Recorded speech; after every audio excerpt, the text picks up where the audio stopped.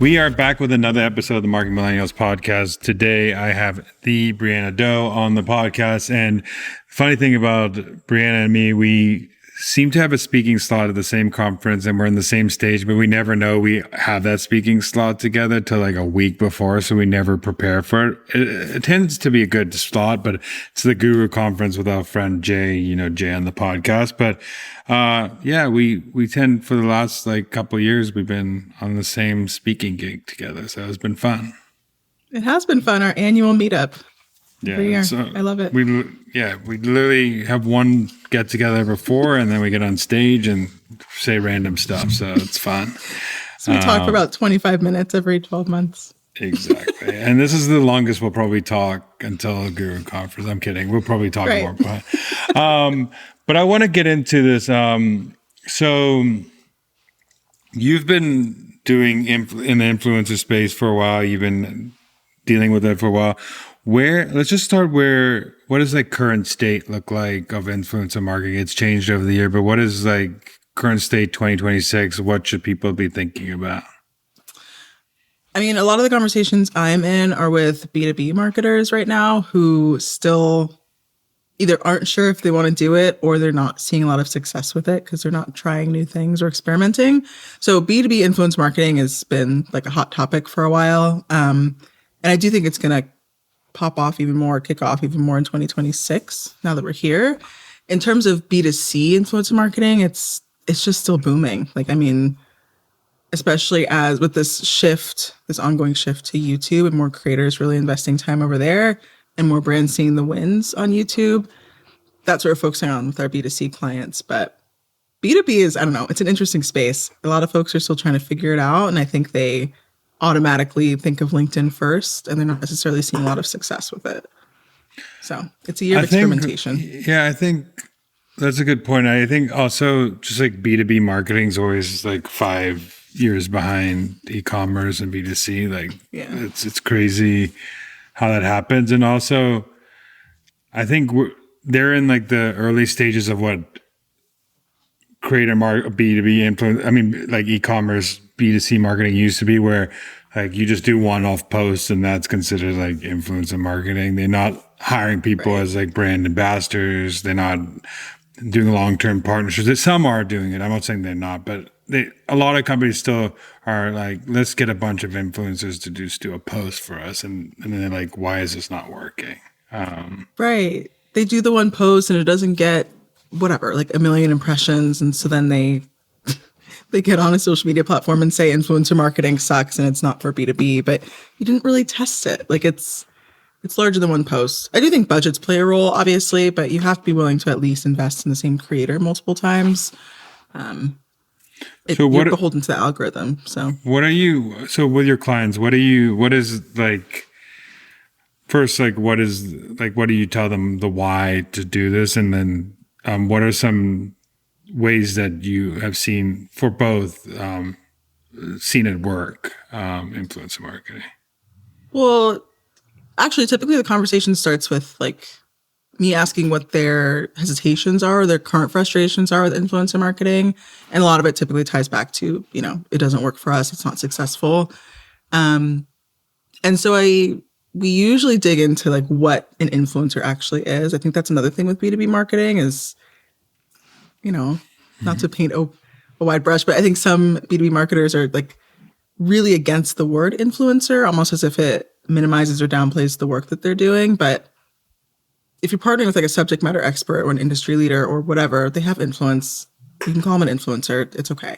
So that's the first step, is kind of understanding together like what influencer marketing is and how we can adjust goals or adjust our campaigns for whatever their goals are.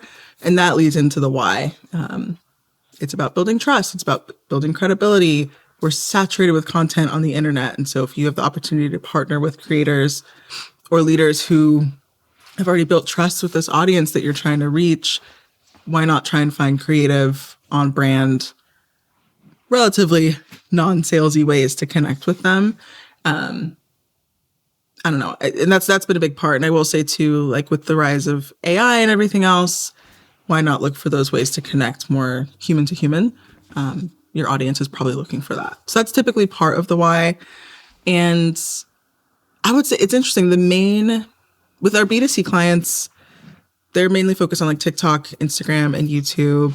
With B2B clients, like I said, they think about LinkedIn first, which is a completely natural assumption. And we do influencer marketing on LinkedIn, but I also encourage them to think about other channels as well. Like their audience lives outside of LinkedIn. They have favorite podcasters, they have favorite YouTubers. And so leveraging other channels where there's also more like a built out, process or system around influencer marketing can help, because LinkedIn does kind of feel like the wild, wild west when it comes to creator marketing right now. It's just funny to me that I get the word influencer. It's so broad. It's so, there's people have their preconceived notions of it. But at the end of the day, like when you're doing advertising for anything, you're putting an advertising on like a rented platform to get people to like be interested or have attention in what you're trying to do or the message you're trying to portray. Same thing as influencer. You're renting an audience that you're becoming a part of an audience that they've been a part of. But the better part of influencer marketing is that Facebook doesn't inherently have like trust with like the users that they have. An influencer has built trust for them to be able to follow that person, whether it's on the newsletter, podcast, YouTube, whatever. They have a trust. And so you basically inserting yourself in a conversation that's natural to someone who's already talking to the people you're doing. But marketers are already doing this with like launching it on all these platforms. It's just funny that doing it with a human seems like harder, maybe because it's harder to do, because it's not, you don't go into like a lot of it's not, you go into a system, you press, this is how much money I want to spend. This is like the audience I want to hit. And this is like what you want to do. It's more a harder process. It's more of a manual thing with a lot of influencers. Some tools are making it easy, but it's just funny to me that people still have a stigma, like a preconceived notion of it. Yeah, I would agree. I feel like you nailed it too. For a lot of marketers, I can't log into an ad platform like I can Meta Business Suite or whatever and just adjust my messaging a bit. Like the post is already out there. I can't, it's not an ad that I can turn off and on the way I typically would in the past. And I think also there are still so many like CEOs and CMOs who, when they think of the word influencer, they think of like a Kim K. Like, well, we're a SaaS product. I'm not going to partner with Gwyneth Paltrow or whatever. But there's so many layers to what an influencer is. I mean, you don't have to partner with somebody that's going to cost you $500,000. You just need to find folks that have built trust in whatever your niche is. So, I want to go into pivot a little bit, but so you wrote a book, and it seems to be landing, the message in the book seems to be landing with a lot of people. So what do you think people are reacting to the most in the book you wrote? If you want to say a little bit of what the book is and go a little bit, but it's interesting, like the message that you're coming up with. I wanted you to tee it up so then we could talk about it. Yeah, so the book is called The Unapologetic Professional, and it's, essentially about learning how to unlearn other people's definition of success and figure out what success looks like for you in your career, and then build a career that's not only like meaningful or fulfilling, but also sustainable. Like if you have a career you like, but you burn out 2 years in and never go back to it, I wouldn't really consider that a win. So building a career that feels sustainable, and aligns with goals that you've set for yourself, not what you think they should be. And I've been getting a lot of really cool feedback about it. Something I'm hearing a lot that's resonating with folks is about this idea of learning how to untangle your sense of self-worth from your job title. I think I see that a lot with myself and with marketers too, and with other industries, but everything we do, or so much what we do, is performance-based. And so like what I do doesn't have to be who I am, but it's hard to, separate those two. And the other thing that's resonating a lot is this idea of a portfolio career. So kind of figuring out if you do want multiple like side hustles or streams of income, or if you want to work on multiple projects at a time, understanding what that looks like and then building it in a way that feels right for you. Yeah, I know this is like a pivot from influencer marketing, but I want to go down it a little bit. But for example, if you're not at like a cool company with a cool job title, you seem to not be very cool. You think you're not cool, even though you're not like Salesforce running marketing, or you're not here doing this. You seem. I mean, it's funny. Like even going to do my own stuff, like my own founding stuff, I sometimes think I get less credibility because I'm not like head of marketing at a company that is doing this, but I could be like, let's say, making more income than that job. And it's like, but it's still like, we still have this perceived notion that being in a company, being in a cool company seems cool. So how would you break my thought pass, or a person's thought pass, that if I'm not doing this, I'm not cool. If I go down this different path, I'm going to lose all my credibility. How do you rethink that? Well, I think my first question would be, why do you think that? And there's no right or wrong answer, but for some people it's, I don't know. Well, my mentor always told me I need to make sure I work for the largest company, or I see all my friends working for Nike and Apple and I don't have that logo on my resume, or whatever the case may be. But understanding like where that's coming from, it's helped me, and I've found that it helps like some of the people I mentor too, because then you can start to challenge it a bit. Like, how am I actually defining what's cool? Also, why do I care what's cool? Like, and even to a greater extent, how am I defining success for myself? So for example, if success for me looks like landing 9 large speaking gigs a year, I don't know, and I'm securing those, even though I'm not working at a cool company, like clearly my expertise is showing through in a way. Like it's not hindered by the fact that I don't have this logo. If it's landing certain types of clients and you're landing them, okay, clearly I'm on the right track. I think even if you're not hitting those goals, you need to have those goals for yourself, because otherwise you're going to get whiplash, like chasing after what other people define as success. And I think it's hard, especially if you're in the LinkedIn bubble. You know, everybody has like X Meta, X Apple in their headlines, and it's easy to start defining yourself against those standards too. But success looks so different for everybody. And I'd rather have my own definition than have to be beholden to somebody else's. Yeah, I think that's a great. I think it's more of especially also being in, I think maybe you felt this before, but being in the content creating space, that sometimes you see the LinkedIn bubble challenging that, oh, you're not in this big org doing this, so why should I listen to your opinion? It's what I think about is, I'm still doing marketing and I'm still doing all these things. It might look different how you're doing it, but I'm still promoting my brand. I'm still thinking about distribution. I'm still writing content. I'm still all these things that are marketing, but it's just, I'm not at X company. I'm not at this company. Or it's just funny how we look at job title as such a big thing. And also it's weird because a manager at Oracle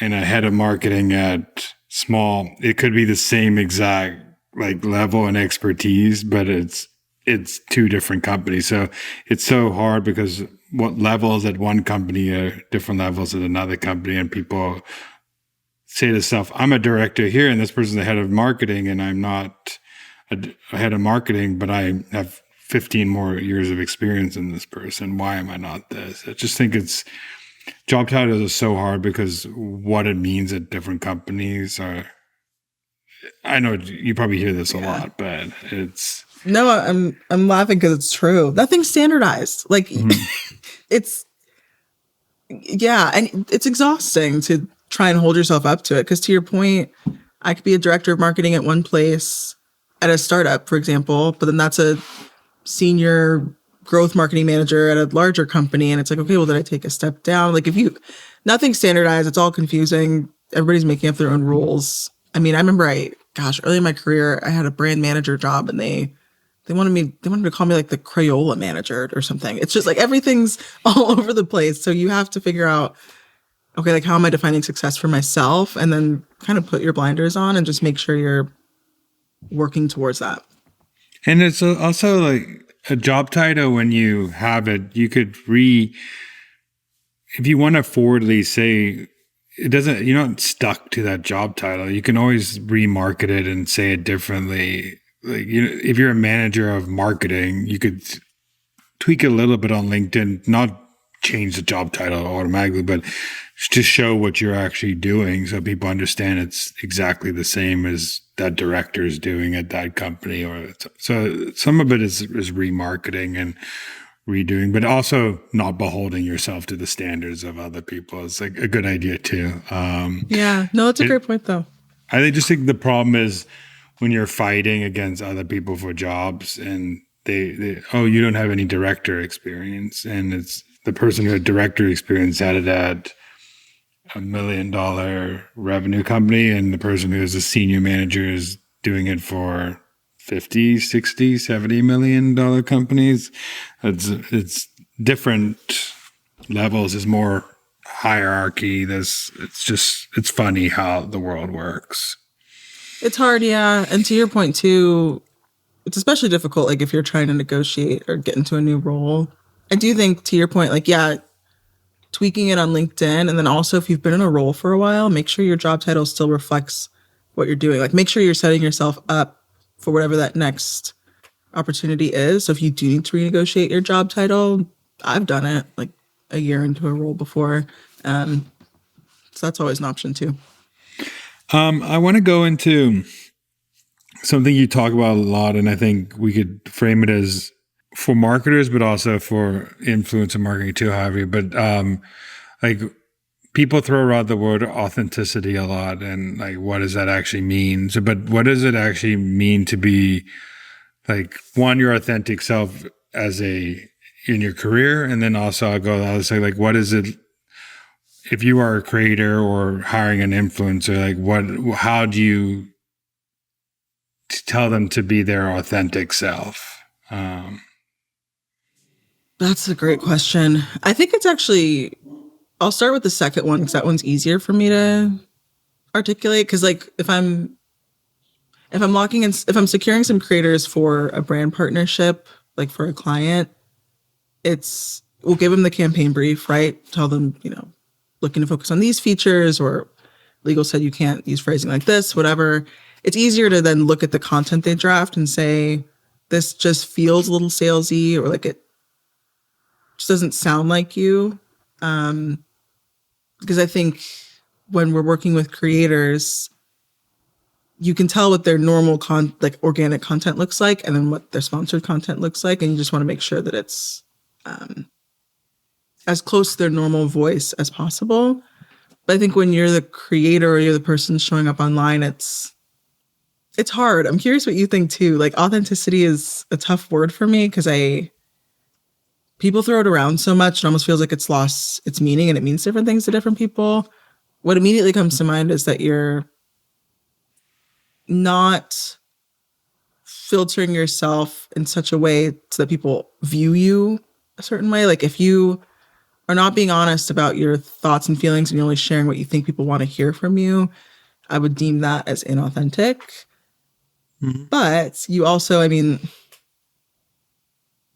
people also like to say, like, bring your full self to work. That's not really possible. I can't bring everything to work all the time. And so there's... No, I think that's terrible advice, to be honest, to bring your full... It's not great. Yeah.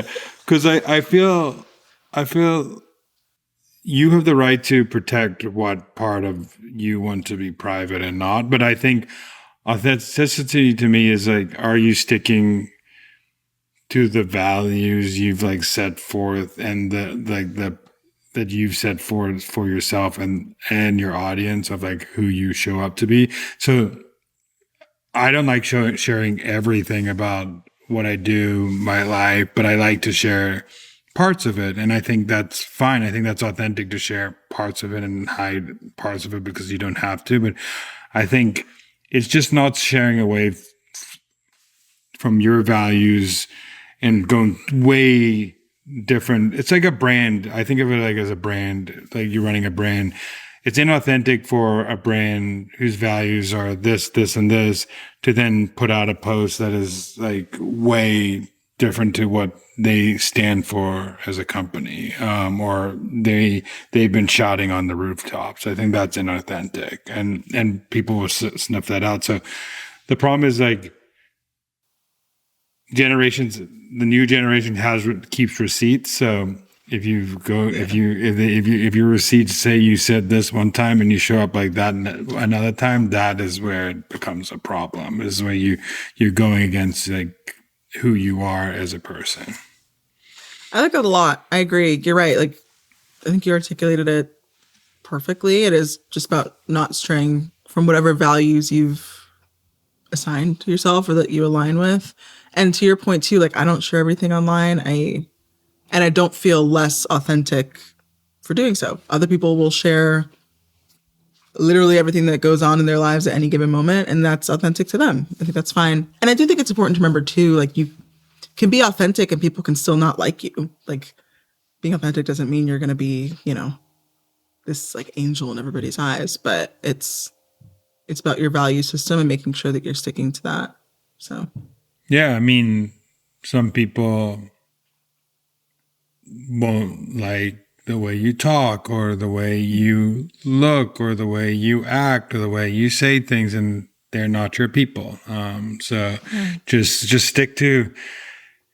The problem is if you want to put yourself out there at work or in online, you're going to get natural people who are not going to like you for any reason, and you just gotta have to accept it. It's little things could annoy people. For example, I know I'll even say on this podcast, people hate that sometimes I wouldn't say I use the word like a lot. It turns them off. Okay, then stop listening to me. There's a thousand other podcasts out there to listen to. I bring on the best guests. They are good. I never said I'm the best podcast in the world. So if you want to follow my podcast, I'm trying to hype up marketers, and it's okay if you don't like the way I talk. That's a good point. Yeah, it could be the littlest thing, like the tiniest thing that you never thought people would notice that they don't like. And you have to develop a thick skin, in my opinion, once you start creating anything online. Kind of exactly what you said. If you don't like it, that's okay. You also don't have to follow. So, I mean, and I will do the caveat. I think people think influencers or people, it still hurts everybody to try to publicly shame them online because you think you don't like something. It's just unsubscribe and move on. Don't try to ruin someone's day behind your laptop. If a creator's creating, they're trying to put out their content. If someone's doing something at work to try to share a story, don't dog them for the story that they told. Just move on. It doesn't have to affect your life that much. But I wanted to go into more like, okay, so let's go into the thought of like reframing imposter syndrome as a marketer or in your career. How do you reframe this? Because if you're doing something, if you're growing in your career, you're going to have imposter syndrome because you're going to have to do different things and you're going to have to do things you're not amazing at all the time. So how do you reframe that for people in their career? Yeah, I think it starts with accepting exactly what you said. 9 times out of 10, you're not going to be able to completely eradicate imposter syndrome for your life. If you're moving towards anything new, if you're growing, if you're, trying new things and accepting new opportunities, you're probably not going to feel 100% confident in every single one. I do think a large part of it is learning to as cliche as it sounds, like be comfortable with being uncomfortable. Like you have to be okay with discomfort because you know that it's leading you to something else. And one thing that's helped me, and I touch on this in the book, is like just recognizing it as imposter syndrome. You don't have to be ashamed of it. It is what it is. You feel XYZ about this new opportunity. And then asking yourself, like, what can I learn from this? And what am I trying to accomplish? And then just focusing on that and essentially taking each opportunity as a chance to prove yourself wrong. Like if you think to yourself, I'm starting a new job. I don't think I'm good enough. I don't know why they hired me, but I'm going to prove myself wrong in all these areas. And I'm going to focus on learning X, Y, Z while I'm in this role. That has helped me a ton. Because you're really only at competition with yourself. So. Yeah, I mean, you are your biggest competitor at the end of the day. So you should, but I want to, do you have any, I know you said it, do you have any like personal story where this has happened to you in your career and you've done that and how you reframed that thought to make sure that you did something different? You probably have a bunch, but yeah, it's like the theme of my career. So I guess a really recent example, I have a podcast and it's still uncomfortable for me, like being a podcast host. And so but I love interviewing people. So I got an opportunity last year at Content Marketing World. They asked me to interview the guy who was doing the closing keynote. And they wanted me to interview him on stage, which was absolutely terrifying. And the minute I got the email, I was like, there's no way I'm going to be good at this. Like, he's an incredible podcaster, incredible interviewer. Why would they ask me? I'm going to get on stage and ask me these questions. And he's going to be like, who is this weirdo who like can't formulate a question? I had all these thoughts running through my head. Obviously, I immediately said yes to the invitation and then spent the next like 3 months spiraling over it. And what I worked through as the reframe was, okay, I feel all these things. I have all these thoughts, some of which I shared with you about why this isn't going to work. And then I asked myself, what is the worst case scenario? Like, what's the worst thing that could possibly happen from this? Forced myself to think about it. It's very dramatic. It was like, I forget all the questions and then he gets frustrated and like walks off stage or something. I was like, okay, so that's the worst case scenario. What can I do to mitigate the risk of that happening? I can prepare with the questions, send the questions over ahead of time for approval, which we had to do anyway. And then just make sure I have like a little note card or whatever I needed while on stage so I don't forget them. The second worst case scenario is that I mess up, I trip over my words or like get really nervous. Okay, sometimes you just have to accept that something can happen. I might trip over my words because I will be nervous, but I will mitigate the risk of that nervousness by prepping ahead of time.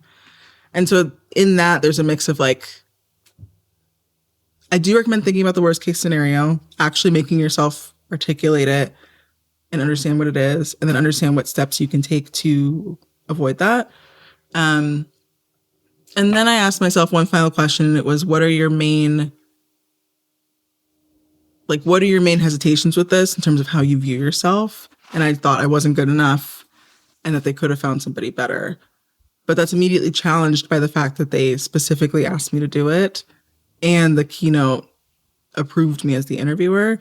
And so giving yourself that evidence is really helpful. And when you think about your career, I'm sure you've heard it before. Like people talk about it as like the brag book or just like your evidence folder. Like create like a resource for yourself full of all the ways that you can challenge those thoughts. Like times when you've won at something, times when you've gotten good feedback from a manager, a client, a customer, whatever the case may be, and build like that argument for yourself so that you have it when you need it. I like that a lot. I also think going along that brag book is, it sucks, but nobody else is going to hype you up in your career as much as you need to hype yourself up. And it sucks that that's the case, but the brag book is one way that can help you get over, show that you've done all these things and you can brag about them, and you have to share your wins all the time. And also, yeah, I mean, it's crazy how many like what ifs we think about when going into new jobs, taking new opportunities of, well, the team thinks I'm not good at my job. What if I don't hit my goals? What if I don't? But everything is in the future. It's not happening. So what you said is totally true, is mitigating those risks. But yeah, I like how you reframe these things. I need to get better because I did the same thing at Inbound. I hate speaking on stage. I always think I'm going to bomb it. I always over prepare. I always goes better than I thought it was, but not amazing. But I always like better than I thought it was as a good outcome. But I always think the worst is going to happen. And until I get off stage, I'm like thinking about that. It's terrible. So I understand that feeling more. I like your point too about the what ifs. Like, just really ask yourself, okay, like what if I didn't hit my goals? Okay, you'd probably take those learnings back to your team and then you'd refine whatever it is, the next campaign, the next iteration of the program. What if they decide they made a wrong decision hiring me? Okay, what if? Like, what are you actually going to do to mitigate that?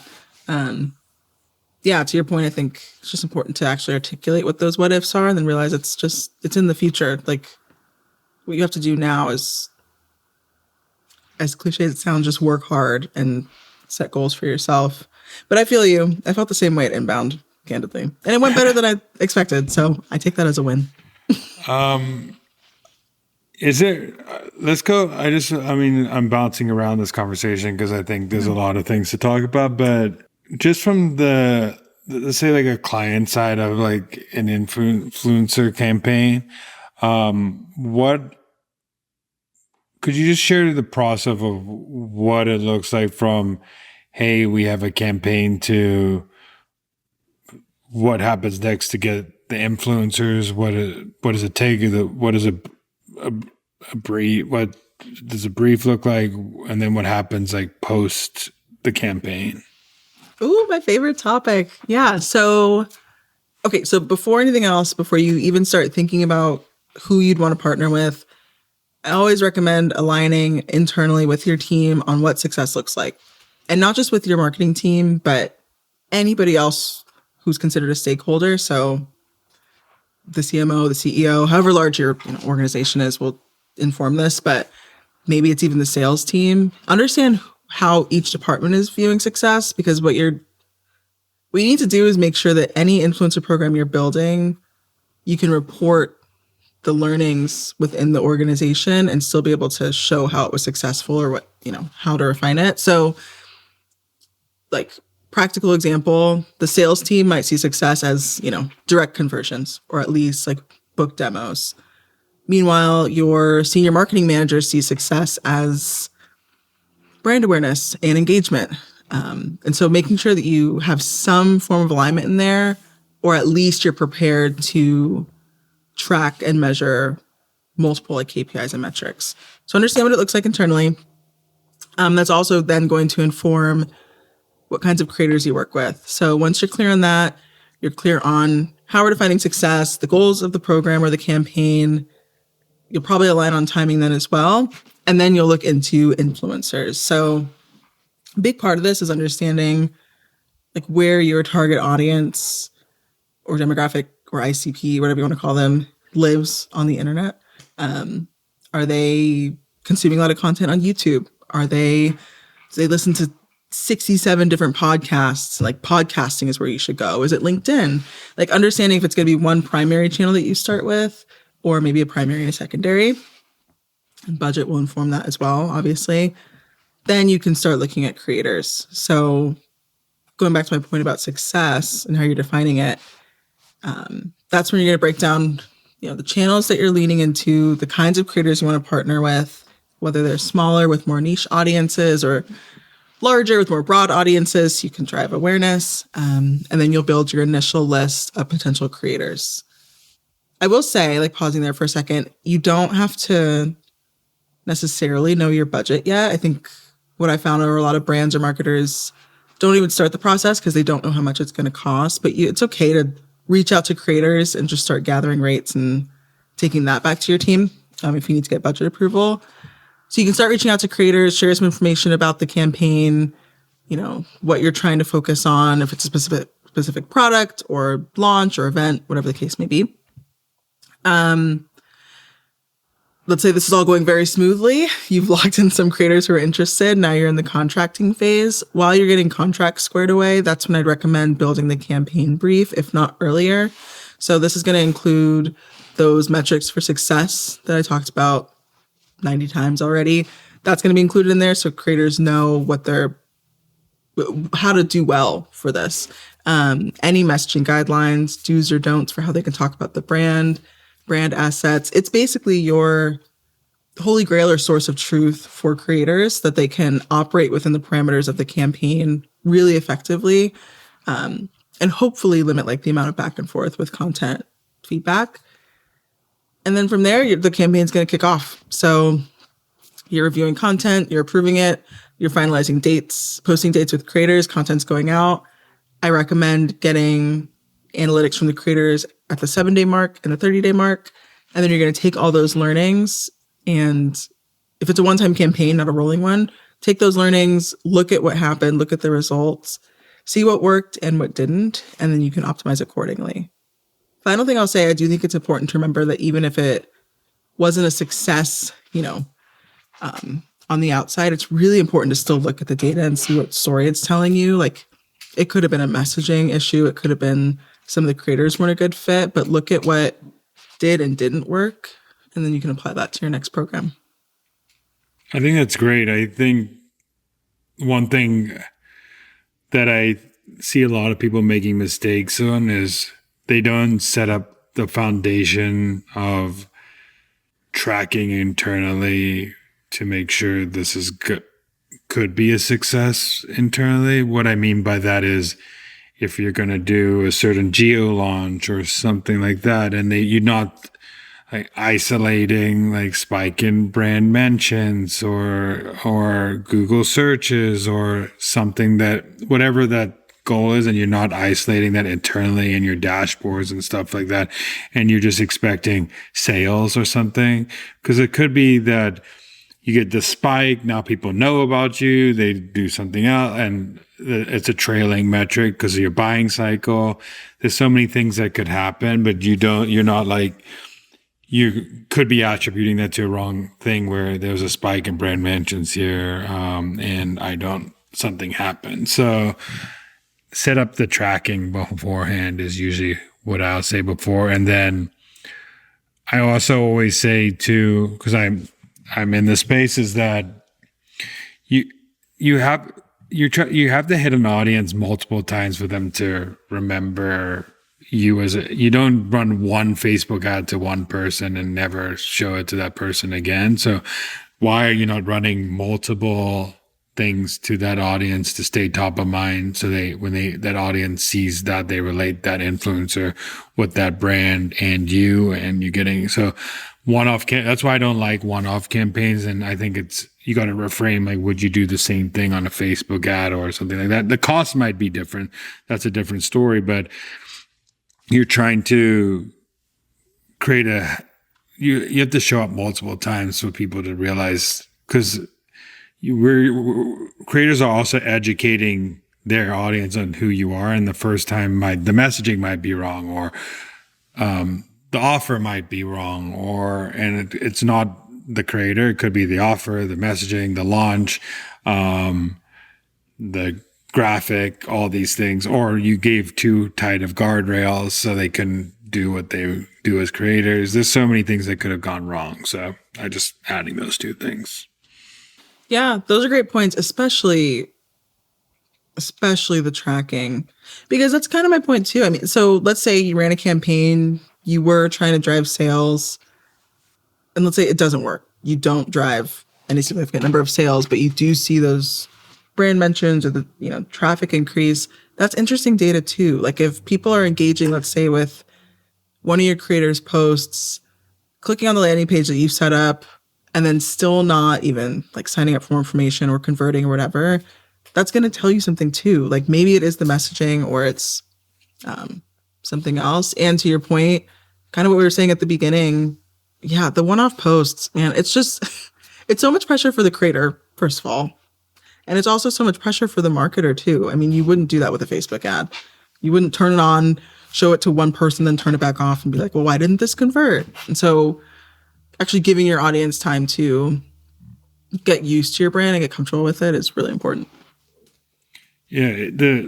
Also an algorithm, the creator cannot control the algorithm. I'm sorry. It's like one time a post can go off, the one time it can't go off. It's just, that's the one thing. And that's not an excuse to make, but you should just know that it's repeat exposure that is the way to be successful with creators that I've seen, long-term partnerships.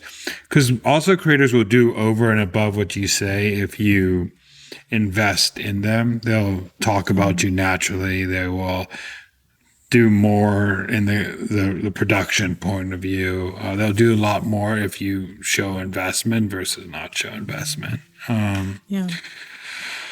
Lastly, I like to ask people, what is a marketing hill you would die on?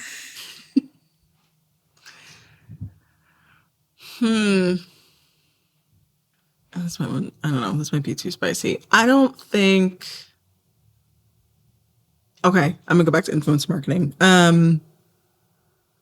I will die on the hill that B2B marketing, B2B influencer marketing can work, but most B2B marketers are too focused on just differentiating themselves from D2C to actually test the space. I think they're just scared to call influencers what they are, and they're scared to invest the resources because it might not pay off the first round. That's my hope. Is that spicy?